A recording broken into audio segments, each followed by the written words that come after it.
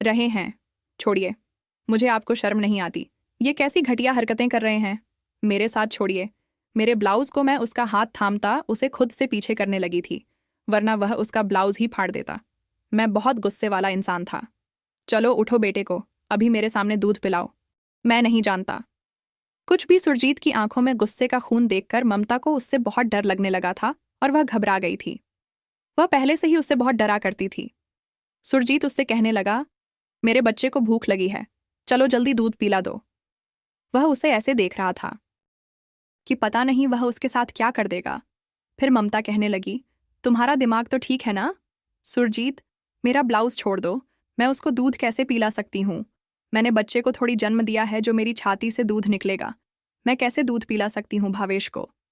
सुरजीत कहने लगा, तुम ऐसे कैसे मेरे बच्चे को दूध नहीं पिला सकती, जब अपनी बहन की जगह ले सकती हो, अपनी बहन की तरह सुहाग रात की सेज सजा सकती हो, तो माँ बनकर मेरे बच्चे को अपना बच्चा समझ सकती हो? तो फिर अपनी छाती से दूध पिलाने में तुम्हें क्या समस्या है? चलो शाबाश, जल्दी करो, अपने ब्लाउज के बटन को खोलो, मैं लेकर आ रहा हूँ भावेश को। मेरे सामने ही उसे तुम अपना दूध पिलाओगी और देखता हूं मैं कि वह अपनी भूख कैसे नहीं मिटाता। जान निकल गई थी। ममता की यह बात सुनकर वह तो पहले से ही इस शादी के खिलाफ थी, लेकिन उसने इतना बड़ा फैसला अपनी बहन के बच्चे भावेश के लिए ले लिया था। उसके आंसू अभी तक सूखी ही नहीं थे और ममता के होश उड़कर रह गए थे। उसे सुरजीत की बातें समझ ही नहीं आ रही थी कि वो ये बातें कैसे सुरजीत से करें। अभी तो वह ठीक से अपनी शादीशुदा रिश्ते को समझ नहीं पाई थी। इस रिश्ते को जो अचानक उस पर थोप दिया गया था, वह स्वीकार नहीं कर पा रही थी, और उस पर सुजीत की कड़वी बातें, उफ। वह कुछ ही देर में भावेश को भी उठा लाया था। ममता ने अभी तो उसे डब्बे का दूध पिलाकर सुलाया ही था और खुद भी भावेश के कमरे में ही लेट गई थी। वह दिल ही दिल में यही सोच रही थी, कपड़े बदलकर वह यही भावेश के साथ ही सो जाए, क्योंकि उस बच्चे की वजह से ही तो उसने सुरजीत से शादी की, ताकि वह अपनी बहन के बच्चे को संभाल सके। सुरजीत के साथ रिश्ता निभाने के लिए तो नहीं की थी ना। मगर उसे उस टाइम यह खबर कहाँ थी? जैसे ही वह उसे सुलाकर आएगी तो वह फिर जागकर रोना शुरू हो जाएगा। सुरजीत थे, उसे बहुत डर लगा था शुरू से ही, तब से जब उसकी बड़ी बहन विमला का पति था। गुस्से का बहुत तेज था शुरू से ही, इसलिए बात करते उससे ममता बड़ा घबराती थी और अब एक अजीब तरह की सिचुएशन में फंस चुकी थी। अब क्या करें, उसे कुछ समझ नहीं आ रहा था। सुरजीत भावेश को कमरे में ले आया। वह बिलक बिलक कर रो रहा था और उसने लाकर ममता की गोद में बैठा दिया। कहने लगा, मेरे सामने ही मेरे बच्चे को दूध पिलाओगी? चलो उठो, अपने ब्लाउज के बटन खोलो। कैसे तुमने मेरे बच्चे को भूखा सुला दिया? उसकी बात सुनकर उसका रंग उड़कर रह गया था। वह ममता को कहने लगा, अब तुम अपने आप उतारोगी या फिर मैं उतारूं? यह कहकर उसके लहंगे का ब्लाउज का आगे से बटन खोलना शुरू कर दिया था। वह कहने लगी, यह क्या कर रहे हैं आप? क्या आप पागल हो गए हो? आप ये कैसी घटिया हरकतें कर रहे हैं मेरे साथ? आप में शर्म नाम की कोई चीज नहीं? प्लीज छूना बंद करिए मुझे। ये क्या, बार बार आप मुझे टच कर रहे हैं? मुझे तो कुछ समझ ही नहीं आ रहा था कि वो कैसे उसे अपने से दूर रखे। अब तो चोरी के सामने का बटन भी खोल चुका था। अंदर से उसका पहना हुआ बरा दिखाई देने लगा था। भावेश को ममता ने बेड पर निटा दिया। वह बहुत जोरों से रोने लगा था। सुरजीत वह अपना आप छुड़ाने की कोशिश कर रही थी। वह कहने लगा, तुमने मेरे बच्चे को बेड पर निटा दिया। तुम्हारी इतनी हिम्मत कैसे हुई? तुम उसे रुला रही हो। जब तक तो वह खोल ही चुका था उसके सारे ब्लाउज के बटन। बड़ी मुश्किल से ममता ने अपने आप को छुड़वाने के लिए सुरजीत को पीछे धक्का दे दिया था। उस देर के लिए सुरजीत तो बिल्कुल सुन्न रह गया था। जब ममता के पहने हुए बराबर उसकी नजर पड़ी, उसके गोरे जिस्म को देखकर बेकाबू हुआ था उसे धक्का देते, जब तक वह कमरे से बाहर निकल चुकी थी। ममता को वो कमरे से भागते देखा तो वह अभी उसके पीछे ही भागा था, लेकिन वह तो दरवाजा बंद कर चुकी थी। दूसरे कमरे में जाकर वह रो रही थी, बहुत ही बुरी तरह से, और कोशिश कर रही थी वह अपने आप को छुपा ले। सीने पर उसके खरोंच के निशान दिखाई दे रहे थे। डर के मारे मैं तो अब कांप रही थी जब फिर से दरवाजा बड़ी जोरों से बजने लगा। वह गुस्से में दहाड़ा था। वह बुरी तरह से घबरा रही थी। ममता, दरवाजा खोलो वरना इसे तोड़ दूंगा। मेरा बेटा भूखा रो रहा है। जिस तरह बधाड़ा था, जान ही निकल गई थी ममता की। वह दरवाजे के पीछे बनी दीवार के साथ टेक लगाए बैठी रोने लगी थी। सुजीत उसका क्या हल करेगा, वह अच्छी तरह से जानती थी। अब वही दरवाजे के पास बैठकर रो रही थी कि अचानक से दरवाजा खुला। लॉक तो उसने ठीक से लगा दिया था, मगर पूरा लॉक करना शायद भूल गई थी। तुम मुझे दरवाजे से डरा रही हो। ये दरवाज़ा क्या है मेरे सामने? सुरजीत अंदर दाखिल हुआ था। वह भी बड़े गुस्से में था। ममता अपने दोनों हाथों से खुद को छुपाने लगी। तुम क्या छुपाने की कोशिश कर रही हो? तुम शायद मेरे गुस्से को जानती नहीं हो। बख्शूंगा नहीं तुम्हें, ममता डर कर कहने लगी। मुझे शर्म आती है। तो फिर सुरजीत कहने लगा, आज मैं सारी शर्म उतार कर रख दूंगा तुम्हारी। वह बाजू से उसे पकड़कर अपने कमरे में उसे ले जाकर दोबारा बेड पर पटक चुका था। भावेश को उसकी गोद में लेटाकर कहने लगा, चलो दूध पिलाओ जल्दी फिर से। वह टस से मस ना हुई तो उसने उसके दोनों हाथों को ऊपर किया और उसके ब्लाउज को उसके तंग से अलग किया। खुद ही भावेश को ममता की छाती से लगा दिया। उसकी धड़कनें 100 की स्पीड में चल रही थीं। वह तो बिल्कुल कुंवारी थी। आखिर उसकी छाती से दूध कैसे निकलता? बिमला ममता की बहन थी और बिमला की और सुरजीत की लव मैरिज थी और सुरजीत की पसंद की शादी थी। किसी शादी के फंक्शन में उसने बिमला को देखा था और उसे देखते ही उसकी खूबसूरती का दीवाना हो गया था। बिमला को मायके आने ही नहीं देता था और फिर वह मायके कभी कभी आती, उसे लेने के लिए रात को ही आ जाता और कहता, तुम्हारे बगैर रात नहीं करती। ममता मुंह बनाकर कहने लगी कि अच्छा, आप दोनों रात को ऐसा क्या करते हो जो रात नहीं करती? आपके बिना शरारती अंदाज में बोली। तो ममता ने मुस्कुराकर प्यार से उसको थप्पड़ लगाकर कहा, तुम छोटी हो तो फिर छोटी ही रहो। जब कुछ सालों के बाद तुम्हारी शादी होगी ना, तो फिर देखना तुम्हारा पति तुम्हें यहाँ कदम भी नहीं रखने देगा। मायके में ये पति लोग ऐसे ही होते हैं, जब शादी नई नई होती है तो फलकों पर बिठाकर रखते हैं पत्नी को, और जब वह धीरे धीरे बीतने लग जाए तो वहीं उन्हें फालतू सामान लगने लग जाती है। बिमला एक गहरी सांस छोड़ती बोली थी, बाद में कहीं बदल ही न जाए। मगर वह अपनी बहन की बाहों में बाहें डालकर कहने लगी, अरे नहीं नहीं, आपका पति जिस तरह आपसे प्यार करता है ना, अरे मैं तो कहती हूँ वह आपसे मोहब्बत करेंगे, वह भी 7 जन्मों तक। भला आप जैसी प्यारी और खूबसूरत सी वाइफ के अलावा उनके दिमाग में कोई और हो ही नहीं सकता। आपको वह नज़रअंदाज करने का कभी अपने दिमाग में नहीं सोच सकते। वह अपनी बहन के गाल पर हाथ फेरकर बोली थी। उसके गर्दन पर जब उसकी नज़र पड़ी, जहां पर लाल निशान अभी भी मौजूद थे, तभी शरारती अंदाज में कहने लगी, ओह हो, देखो, भले ही मैं कम उम्र की हूं, लेकिन आपकी गर्दन पर जिस तरह के निशान लगे हैं, इसे देखकर कोई खड़ूस इंसान का पता दे रहा है। गुस्से में हर वक्त रहने वाले सुरजीत जीजू हैं और बहुत ज्यादा रोमांटिक भी हैं। ये कहकर वह भागी थी। बस शर्म के मारे बिमला अपनी गर्दन छुपाती रह गई थी। जब भी बिमला को ममता देखती तो यही शिकायत करती थी कि आप मायके में रहने क्यों नहीं आ जाती। सुरजीत गुस्से का बहुत तेज है कि मैं क्या करूं। ममता वह कहते हैं, तुम्हारा मुंह से दूर जाना पसंद नहीं, और शादी के बाद लड़की की मर्जी थोड़ी चलती है। वह अपनी बहन को बहुत प्यार से समझा रही थी। ममता और बिमला 2 ही बहनें थीं। बिमला से ममता बिल्कुल 7 साल छोटी थी। एक बार तो ममता बहुत जिद करने लगी, आप यहीं रुक जाइए, रात को मैं बात करती हूं। सुरजीत से बिमला कहने लगी, वह गुस्से का बहुत तेज है। तुम्हें अच्छे से पता है ना, जब मैं यहां आती हूं तो उनका मूड खराब हो जाता है। लड़के मारे मेरा हाथ पांव फूल जाता है। कहीं उनके खाने पीने में ही उनकी सेवा में कोई कमी ना हो जाए, और मैं मम्मी के साथ मिलकर कितनी चीजों की तैयारी करती हूं। तुम जानती हो ना, यह ना हो कि बात करो तुम उनसे और उन्हें गुस्सा आ जाए। गुस्सा तो हमेशा उनकी नाक पर ही होता है। फिलहाल ममता का दिल बूझ सा गया था और बहुत अटैच्ड थी अपनी बहन के साथ। लेकिन उसकी बहन तो जैसी शादी के बाद उसको मिलनी ही नहीं थी। वह भी महीने बाद आती थी और बस ऐसे आती, झट से पूरा दिन यूं ही गुजर जाता। बातों बातों में पता ही नहीं चलता, रात जैसी ही होती। उसके जीजा उसकी बहन को ले जाते। एक बार विमला का फोन आया और उसने अपनी माँ शकुंतला देवी को ये खबर सुनाई थी कि वो प्रेग्नेंट है। ये सुनकर शकुंतला देवी बहुत खुश हुई थी। वे कहने लगी, मम्मी, यूं तो घर में हर काम नौकरानी करती है, लेकिन रात रुकने के लिए कोई नौकरानी भी तैयार नहीं हो रही। आप ममता से कह दीजिए, अब वैसे भी उसकी कॉलेज की छुट्टियां हैं, कुछ दिन मेरे पास आकर रह लेगी। माँ ने ममता को विमला के घर भेज दिया। एक बार उसकी अलमारी ठीक कर रही थी तो उसके कपड़े देखकर कहने लगी, दीदी, आपका ये वाला ड्रेस बहुत खूबसूरत है और बहुत आरामदायक है, क्या मैं इसे पहन सकती हूँ? निमला कहने लगी, हाँ, अगर तुम्हें पसंद है तो पहन लो। कहने लगी, सच्ची में पहन लूं? आपको कोई ऐतराज तो नहीं होगी? कहने लगी, नहीं, मुझे भला क्यों ऐतराज होगा। ममता ने अपनी बहन बिमला का एक बहुत खूबसूरत कढ़ाई वाला सूट पहन लिया था। बिमला कहने लगी, ममता तुम्हारे जीजा आने वाले हैं, ऐसा करो ताज़ी रोगियों बना दो, वे गर्म गर्म रोटी पसंद करते हैं। मुझे तो डॉक्टर ने बेड रेस्ट का बता रखा है, मेरी जान नर्क में डाल दी है, वरना ये छोटे मोटे काम में खुद कर लेती। ममता कहने लगी, कोई बात नहीं, मैं बना लेती हूँ।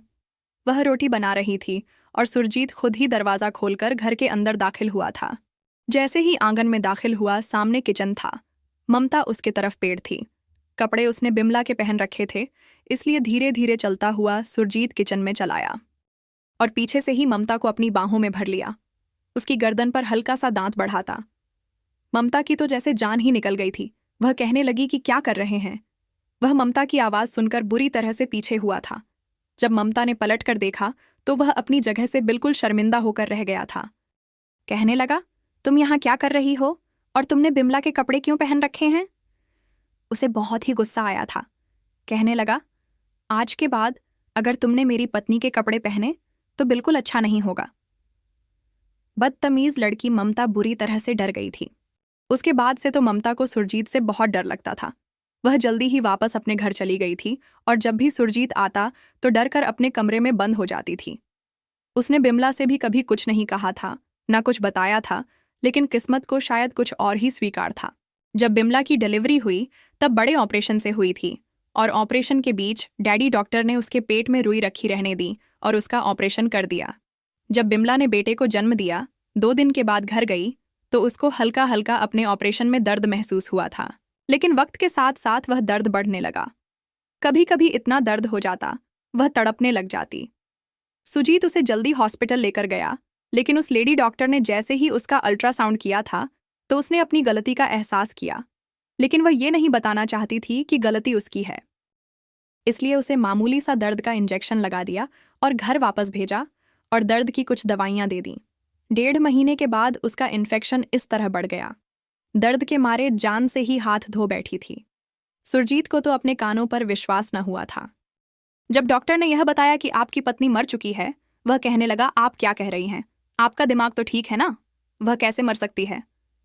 उसको सिर थोड़ा सा दर्द था। कई बार लेडी डॉक्टर ने उसे दर्द की दवाई दी थी, वह ठीक हो जाती थी। डॉक्टर कहने लगा, उनके अंदर ऑपरेशन के बीच डॉक्टर की लापरवाही से वह चीज़ अंदर रह गया था और उसकी वजह से उनको इन्फेक्शन बढ़ गया था। अगर आप वक्त पर किसी और अच्छे डॉक्टर को दिखाते तो शायद इतना कुछ ना हुआ होता। डॉक्टर आपको सच बता देती, आपकी पत्नी बच जाती। लेकिन सुरजीत ने उस लेडी डॉक्टर को बहुत बातें सुनाई थीं और बहुत ही हंगामा हुआ था, शोर मचाया था, लेकिन इस सब का फायदा उसे क्या हो सकता था?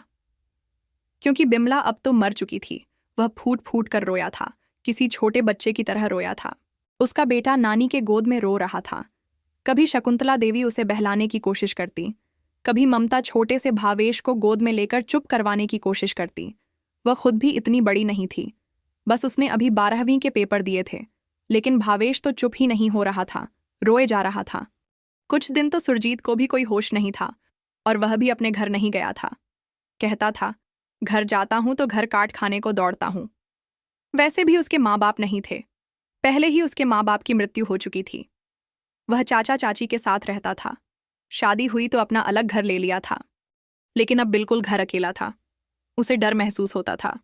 कभी लगता था विमला की हंसने की आवाज़ आ रही है, कभी बातें करने की आवाज़ आ रही है और विमला कहते हुए कमरे का दरवाज़ा खोलकर देखने लगता हूँ। जब वह सुरजीत को कहीं भी नज़र नहीं आती तो वह रोने लगता था। फिलहाल 1 महीना बीत गया था। अब वह अपनी फैक्ट्री भी जाने लगा था।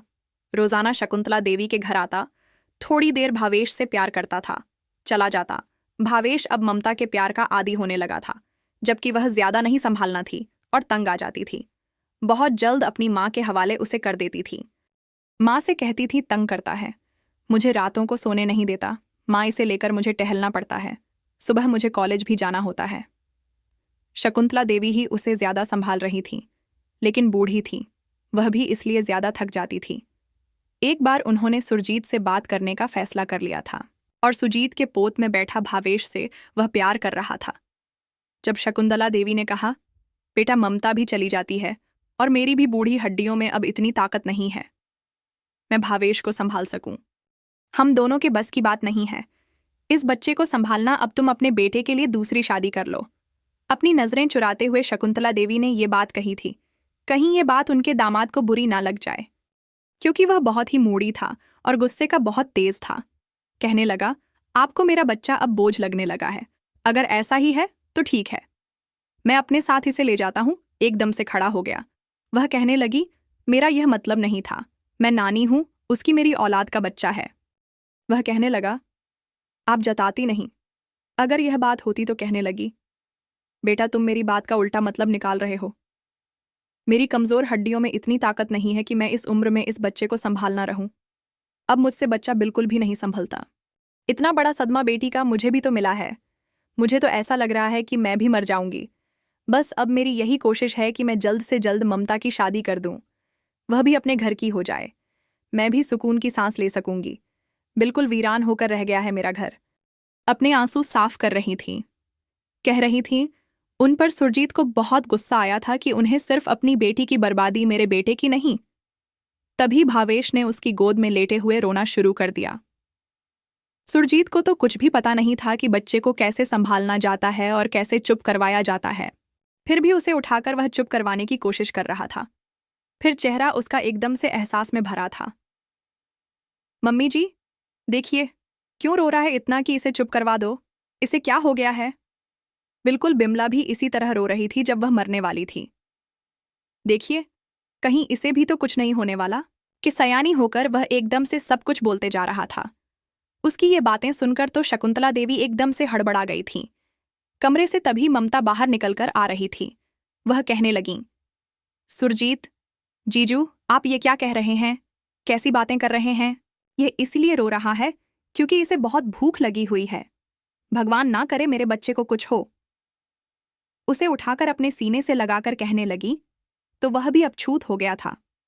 तभी शकुंतला देवी कहने लगी, डब्बे का दूध पीता नहीं, इसलिए वह रोता रहता है, क्योंकि इसे डिब्बे वाले दूध में इसे माँ का सुकून नहीं मिल रहा। लेकिन उसके अलावा और कोई चारा भी तो नहीं है। धीरे धीरे सब कुछ ठीक हो जाएगा।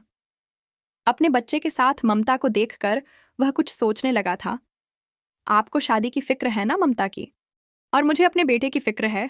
आप ऐसा करें, ममता की शादी मुझसे करवा दें और आपका बोझ भी कम हो जाएगा और एक माँ भी मिल जाएगी। मेरे बेटे को वैसे भी सुरजीत के पास अच्छा खासा घर था और बहुत अच्छा कमाता भी था। अब तो उसकी बात सुनकर शकुंतला देवी सोच में पड़ गई थी। अच्छा ठीक है, मैं तुम्हें कुछ दिनों में सोचकर बताती हूँ। लेकिन जब इस बारे में ममता से बात की तो उसने जल्दी ही मना कर दिया और कहा कि मैं सुरजीत से कभी भी शादी नहीं करूंगी।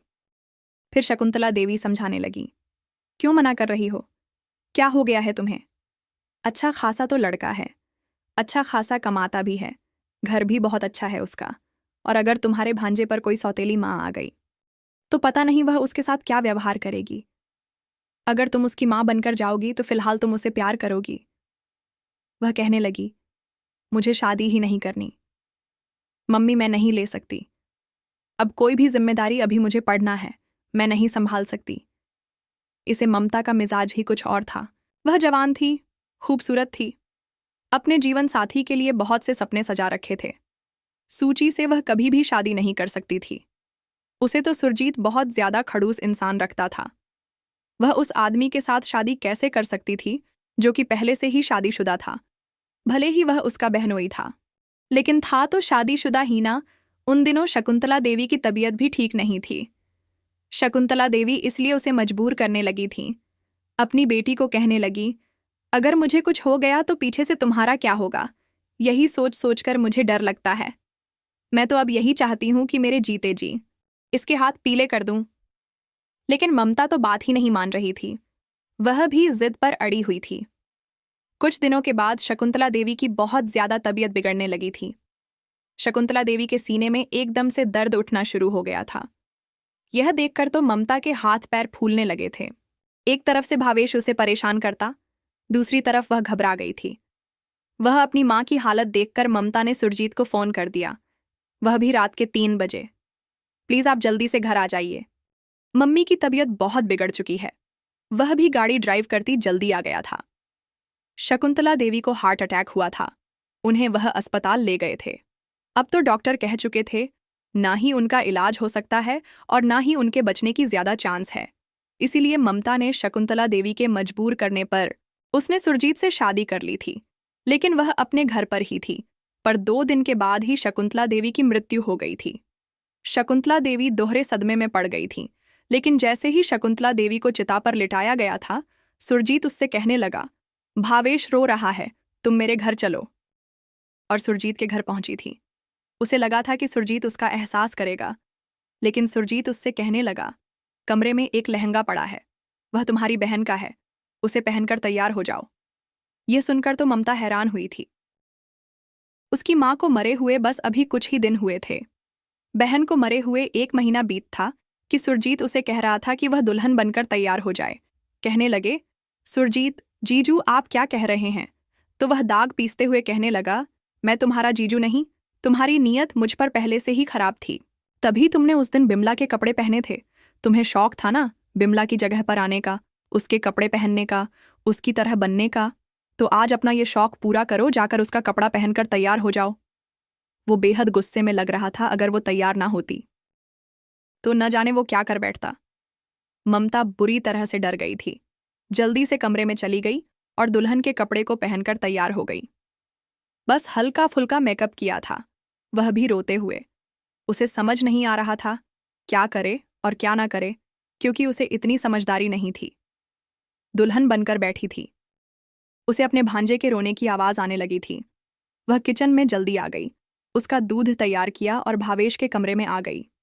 दूध पिलाकर वहीं उसके बराबर में लेट गई थी जब रात के किसी पहर सुरजीत ने उसे बाजू से पकड़कर बुरी तरह से हिलाया था। फिर उसे अपने कमरे में ले गया था। कहने लगा, बताओ मुझे, कहीं तुमने तो मेरी पत्नी को नहीं मारा था? मैं उससे बहुत प्यार करता था। तुम्हें शायद हमारी मोहब्बत से जलन थी। मैंने सुना था तुम अपनी बहन से बातें करती थीं। तुम कह रही थीं कि दीदी भगवान से प्रार्थना करना मेरा पति भी तुम्हारे पति जैसा हो। बताओ मुझे, तुम मुझे देखकर आए भरती थी ना?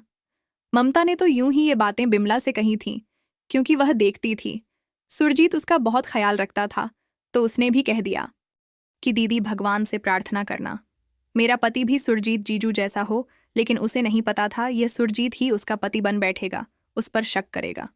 फिर कहने लगा, मेरी पत्नी बनने का बहुत शौक है ना?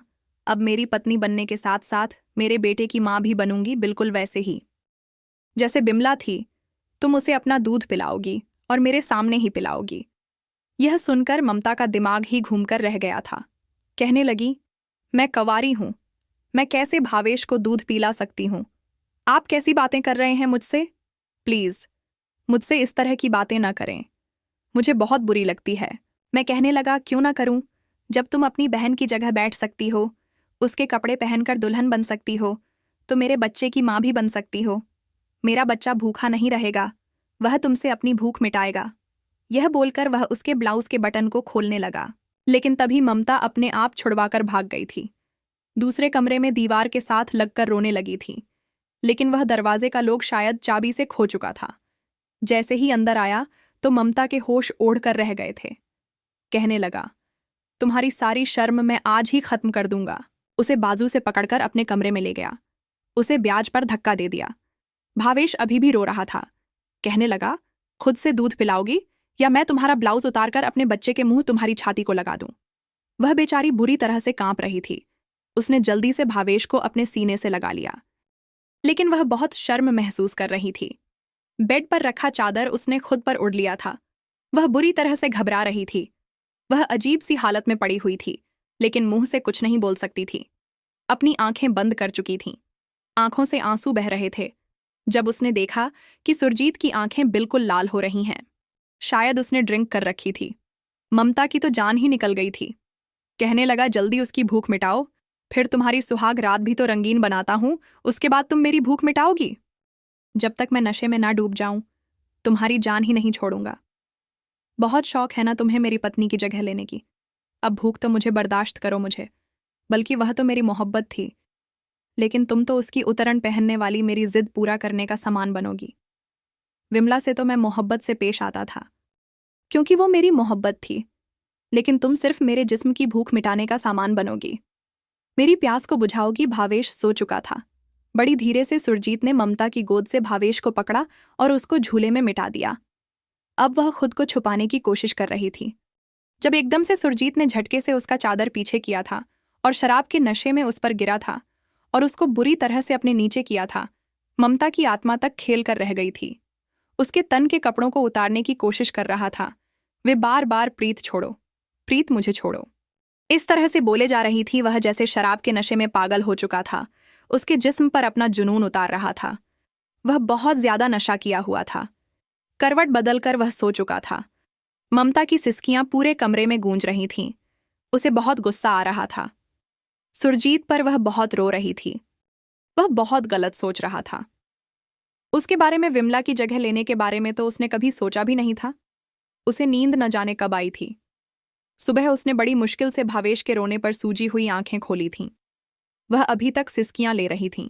कमरे से बाहर भावेश को ले गई थीं, क्योंकि कमरे में सुरजीत नशे में बेहोश पड़ा था। भावेश को भूख लगी थी। वह भावेश के लिए दूध बनाने किचन में आ गई थी। आकर फिर रोने लगी। फिर बैग पर उसे लेटाकर सुला दिया और बहन के कपड़े अलमारी से निकाले और नहाकर रोते हुए पहनी थी। फिर कमरे से बाहर आ गई। आंगन में बैठकर फिर से रोने लगी। इस दुनिया में तो उसका कोई भी नहीं था। उसकी माँ थी, अब वह भी उसे छोड़कर चली गई थी।